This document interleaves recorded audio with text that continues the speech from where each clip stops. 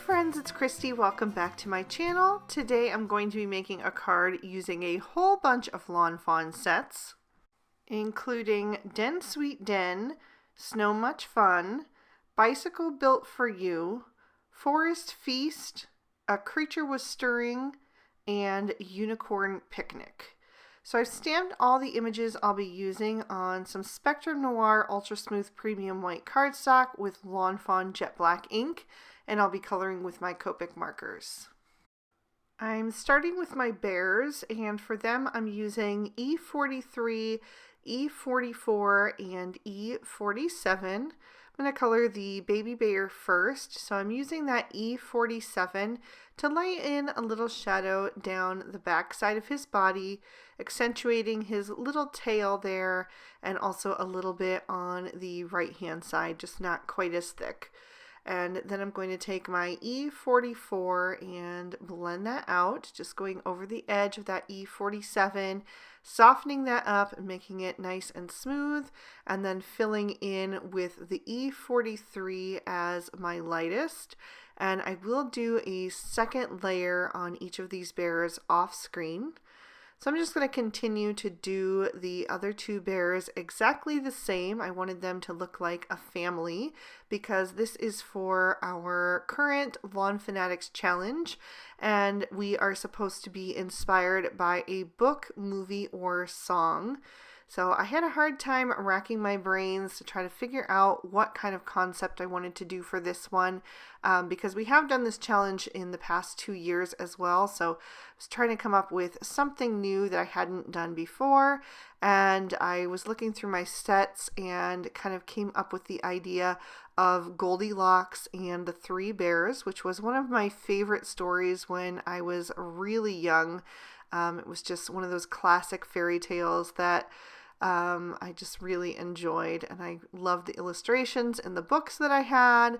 They had these, adorable brown bears, and I think that's kind of where my love of bears and woodland critters kind of came from, with all of those fairy tale stories growing up, So I'm going to color Mama Bear exactly the same. The one that's only a half a bear is going to be the dad, and I'm going to have the rest of his body kind of hidden behind the bowl, so that's why I didn't bother stamping out the rest of him, but certainly you could add that to him if you wanted to. I just didn't think it was necessary, so I wanted to keep the coloring as short as possible for this, especially since these three bears, like I said, are all the same, because I wanted them to look like a little family unit. So there were a lot of choices between these two sets with the bears, the Den Sweet Den and the Snow Much Fun, that had the different baby bears, and the one that has like his arms spread out would have been a really cute one to use for the facial expression there. But I ultimately chose this one just because of where I was going to be placing him on the card. It just fit the orientation the best. So these are the three that I went with, but you could certainly use any of the bears. There's lots of options within, the different Lawn Fawn sets, and there are other sets with bears as well. So there's a whole bunch that you could pull from. For their muzzles, I'm going to use E41 and E42, just using a little E42 for some shading and then blending that out with the E41. And then I will go back to the E42 and add a touch more of that just to create a bit more contrast. And then I'm going to move on to Goldilocks. So for her skin, I'm going to use E000, E00, and E11. I'm putting that shadow up under her hairline with the E11, also a little bit on her neck where her head would be casting a shadow, on the bottoms of her arms and the backs of her legs. And then I'll start to blend that out with the E00, just a little bit of that. There's really not a lot of room to work with, especially on her arms and legs, so just trying to squeeze in a little bit of shading there. And then for her cheeks, I'll use R00 and R20. I did a little oval shape with that R20 and then traced around it with the R00. For her hair, I'm going to use Y000, Y11, and Y13, and then I'll also pull in YR23 just for a little bit more of a golden tone since she is Goldilocks. So I'm starting with my lightest shade, that E000. I'm laying in where I eventually want my shadows to go. And then I'll go right over that with my next darkest shade, the Y11, and again, just kind of map out those darkest areas. So I'm coloring lightest to darkest for that because hair is still something that I'm not that comfortable with. I've been coloring with Copics for 10 years and I've only been coloring hair for maybe less than a year, like consistently trying to color people. And I find that it's a lot trickier for me personally when the image is more simply drawn like this because it's just not clear where you should put your highlights and your darkest colors. So I just try to build my colors up from lightest to darkest and work that way because it's a lot harder to take away color than it is to add it in. So building the color up like that just kind of helps me work my way to a level of color that I'm happy with. So I'm just trying to build my way up to a level of color that looks a little bit realistic. It has those highlights and lowlights, but also fits with the more simply drawn image. So I decided to add in a little Y26 because there wasn't quite enough depth for me. I wanted a little bit more of a golden tone as opposed to just like a canary yellow blonde. So I added that, and then I'm working my way back down through the other shades as well. I will say I'm not entirely happy with how that turned out, but I didn't think it was so bad that I needed to restamp and recolor the image. So I'm just going to go with it. I'm going to alter the little mug at the top there by drawing a pencil line and turning it into a bowl.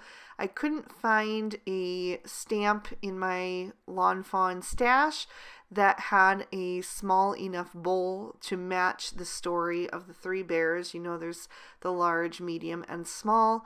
So I just decided to alter this mug and turn it into a little dish. I did go over the pencil line with a Memento Tuxedo black marker, and then I am kind of eliminating the black lines that I don't want with a white gel pen. And then when I trim this image out, that will just make up the white area around the outside edge of the die cut. So I only need to just erase the lines that are closest to the edge of the bowl. So now I'm ready to go ahead and color in the porridge. So I used E50, E51, and E53 for that. Just added a little E53 for some shadows in the different little areas there, and then blending that out with the E51 and the E50. And for the bowl at the top, I'm going to only be coloring the porridge. I don't need the bowl, and you'll see what I'm going to do with that. I'm going to alter the large bowl and make that fit inside in a little bit. So moving on to her dress, and I'm using R22, R24, and R29 for that. Adding a little R29 for some shading, and then blending out with the R24. And I will fill in with the R22. I'm not going to bother coloring in her shoes because they're not going to show in the final card. So I'll go ahead and leave those white. The color palette that I was going for today is red, turquoise, and yellow. I really love those three shades together, so that's what I will be using. And I'm going to also color the medium bowl red because I wanted to have those colors in more than one place on the scene to just pull the whole thing together. So I used my darkest, that R29, on the outside edges, and pulling in with the R24, and then I'll fill in the center with that R22 so I have a nice highlight which makes the bowl look nice and round. Then I'm going to move on to my turquoise combo. For that, I'm using BG10, BG11, and BG13. I'll use those to color the tiny bowl that I altered from the mug. So that shade won't be represented again in the coloring, but it will be very similar to the cardstock that I'll be using for the sky, so it will still get tied in somewhere else on the card. And then for the large bowl, I decided to go back to my yellows. I'm using Y11, Y13, and Y15 for that. And again, just using that darkest, the Y15 on the outside edges, kind of curving my lines as I go down to make it look nice and round with that Y13, and then filling in with the Y11 for a highlight. And I did do a second layer again off screen. For the spoons, I wanted them all to just look like metal spoons, so I'm using C1 and C3 for all of those. I used 2 of the large spoons from A Creature Was Stirring. That's going to be for the Mom and Papa Bear, and then the tiny little spoons are from Unicorn Picnic. So I'll trim these out with their matching dies. I also stamped out the large stump from Forest Feast with Crunchy Leaf ink that is Copic friendly. And I'm just using an E50 marker to give a little shading to the top cut edge of that. And then I'm going to hand trim out my little altered bowl. So the first thing I'm going to do is just cut it a little bit smaller so it's a more workable size. And then I will just cut following the black lines, but leaving a little white edge so that it matches with the rest of my die cuts. And I'm sorry that it was a little bit out of focus, but yeah, I just wanted to show you how I did that because I've had questions in the past of how I trimmed things out after I altered them. So that's basically what I do. So there we go. And then my bowl is the next image that I need to alter. So I'm going to take that large mixing bowl and I'm going to grab a craft knife and I'm going to cut a slit in that just above that black line that delineates the inside of the bowl from the outside. So I'm going to run that by a couple times. I am working on a self-healing craft mat, but I just recently flipped it over to the other side. It is a double-sided craft mat, and I didn't want to get it all marked up again, so that's why I decided to put a piece of paper between. So once I had a line cut big enough, well, not quite big enough, I had to extend it just a little bit more. But I'm actually going to slip that first bowl inside until it looks like that porridge is just inside that bowl. So I just tug that through, and then I'm going to flip that over and tape that into place with a little bit of Post-it tape, just so you know it's not going to move or shift at all. And that's how that's looking now. So I'm going to set that in my little dish with the rest of my images and work on the inside of my card. I'm using Lawn Fawn's Mermaid cardstock and Peacock ink, stamping another little bear from Snow Much Fun and To a Very Good Friend, which is from For You Dear. So I pulled in yet another stamp set. Now I'm going to add some cardstock panels. I'm using cilantro that I trimmed down with one of the Simple Stitch Hillside borders. And then I have a piece of Noble Fur that I die cut with the Puffy Cloud borders. I just flipped it in the other direction to make it look like some bushes. So I'm going to glue that directly to the card base and then add the lighter grassy border down at the bottom. So I'm going to take that large stump table and set that into place so that I can kind of get the rest of the images situated around it. I'm not going to adhere that stump just yet because I want to be able to pop it up in a bit. But I'm going to add one of the large spoons into Mama Bear's arms. I did use the little die cut that cuts out her hands so that you can place objects inside it. So she's going to go over there on the right, and then I'll have Goldilocks sitting behind the table on the left. I'm going to go ahead and glue her down with some liquid glue once I have her where I want her. And then I'll take Mama Bear and glue her down as well, since I know that those are the places that I want those to go. So I'll just adjust those until it looks like, you know, they're sitting at the table at the right level there. And then I'm going to take the Papa Bear and I'll take his little die cut hand and give him the other spoon. The die automatically cuts out his hands, so he has the same capability to hold whatever objects you want to place there. So I gave him the other spoon and I just put it in the other direction just for something a little bit different from Mama.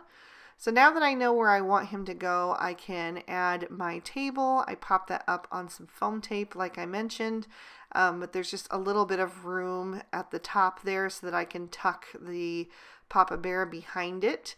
But before I do that, I'm also going to take that large bowl that I altered and added the porridge inside using the medium bowl, and I'm going to put that in front of him, kind of blocking the rest of his body so that it doesn't look like it's missing. And then I can glue him down into place. So the bowl is popped up, so it's on the level of the tree stump, but the Papa Bear is glued down with liquid glue. So then I can add the little tiny bowl that I altered in front of Goldilocks. So I'm just going to add a tiny piece of foam tape to that as well. So again, it's sitting at the same level as the table. And I'll do the same thing with the medium bowl, and that one is going to go in front of Mama Bear. So they can be eating their porridge, but Goldilocks has already gobbled up all of hers, or gobbled up all of Baby Bear's, according to the story. I did need to tear off a little bit of the foam tape at the bottom so that it wouldn't stick up over the table. I needed it to be at the same level, so I had to just tear off a little piece. And again, with Baby Bear, he's going to partially overlap the edge of that table, so I put a little piece of foam tape behind his little bum and behind his ears, and then the rest of him is perfectly level. I'll add one of the tiny spoons from Unicorn Picnic into his hand because he's like, hey, where's my porridge? But Goldilocks has already eaten it all. I guess she was just really hungry, so she gets the other spoon, and I just had to adjust that a little bit to make it look like it was behind the bowl and not in front of it, so it kind of made sense for the hand that I'm putting it in. I have this extra cloud sitting in my little die cut stash. This is from Spring Showers. I thought that would be the perfect accent up in the top right corner. So I went ahead and added that, and now I'm ready to add my sentiment. I'm going back to the For You Dear set and stamping in jet black ink, which is the same ink that I use to stamp all of my images. And I'm using the phrase that says, let's hang out. I thought that would be kind of appropriate for this, as if maybe they've invited Goldilocks to come and eat with them rather than her just kind of stumbling in and stealing the porridge. So I felt like it just needed a couple more pops of color, so I went to my stash again and pulled out Butterfly Kisses. I stamped 3 of the little butterflies and colored them in shades to match the color palette. So I actually do have that aqua represented one more time on that card, and I decided to just add those here and there to kind of finish things off and kind of give me a little bit more movement in the scene. So there is another peek at the inside, and that is going to complete my card for today. So leave me a comment down below letting me know what your favorite fairy tale was as a kid. I would love to talk about it. If you enjoyed this video, please be sure to hit that like button and subscribe. Ring the notification bell so you don't miss any future videos. If you're interested in any of the products I use, they'll be listed in the description bar down below. And if you'd like to keep watching, here are 2 extra videos that I thought you might also enjoy. You can click on either one to check them out. I hope you all have an absolutely amazing day. Bye-bye.